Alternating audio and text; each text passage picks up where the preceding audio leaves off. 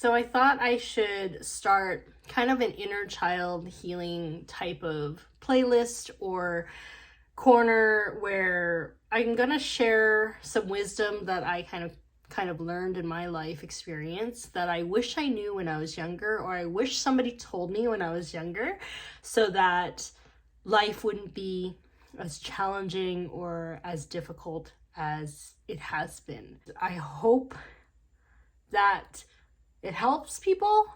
I'm not. It's so weird. That's so weird. Maybe that's what I'm supposed to be doing. So here we go. Here we go. The first thing that I would say to my younger self is that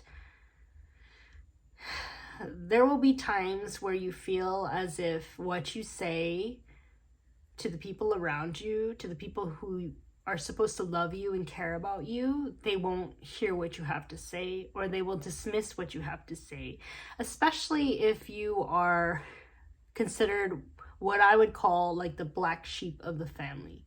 When you call out dysfunction for what it is in the family, a lot of times what you're doing is you're bringing up issues and traumas and triggers to the people around you who may not be ready to address it or deal with it.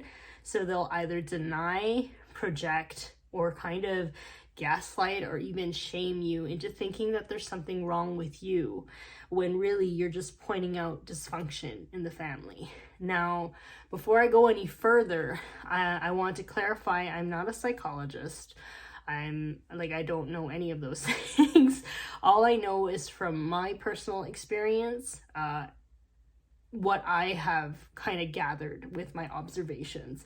And I want you to know that if you're ever in that space where you kind of end up feeling so isolated and alone, as if there's something fundamentally wrong with you, I want you to know that there's nothing wrong with you. There's nothing wrong with you. The people around you, as children often do, you rely on the people around you to survive and live. That's why you kind of feel as if you can't really do anything, because you depend on these people. You can't really do anything. You can't really escape. It's like you almost have to kind of be in that environment for a little bit. And not only that, my way of coping when I was in that type of environment was that I was blaming myself. I was trying to heal myself. I was looking at ways to kind of fix myself. And, I'm not perfect. There were things I needed to work on myself. However, fundamentally, if I was someone that just was calling out dysfunctional behavior when I saw it and everybody denied it, it's like there comes a point, there's like this analogy that I always see myself in those situations, which is that you'll find yourself as if you're in a sinking boat with all of your dysfunctional family members and people around you, and the boat has a gaping hole in it, and you're all in the boat, but you are the one with your bucket trying to get all the water out of the boat. You're like, oh my God, there's a hole in the boat, you guys. We need to fix it. There's something that needs to be fixed. And everybody around you is not picking up a bucket. They're not looking at the hole. They don't care that you're struggling to empty the boat. They're just in denial that hole is existing. And what does that mean for you? It means that you're always taking that extra burden on yourself.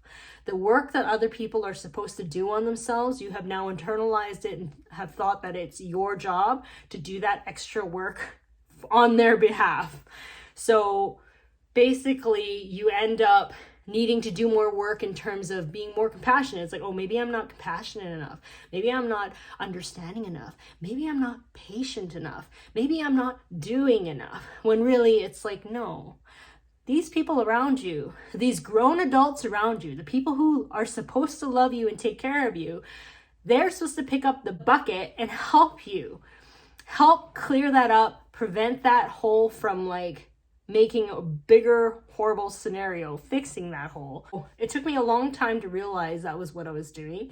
And, you know, as you mature and as you realize this, there comes a point in your life where you, for your own self-preservation and for your own mental health, emotional health, and in order to persevere and thrive in your life, you're gonna have to get off that boat, go on a different one, and pray and hope that the people who are still in that boat are able to figure it out and be safe. Because it is not your job to do the work that other people are supposed to do. And funny thing too is, like, when you get older, adults that like to kind of tell children like how to do things, they can't really do that anymore when you become older and you become an adult and you become able to kind of take care of yourself. They literally cannot do that to you anymore. Like, you become independent, you become able to do your own thing. And so when you're able to look at them and realize, you know, the things that they tried to gaslight you on or control you with is no longer going to work.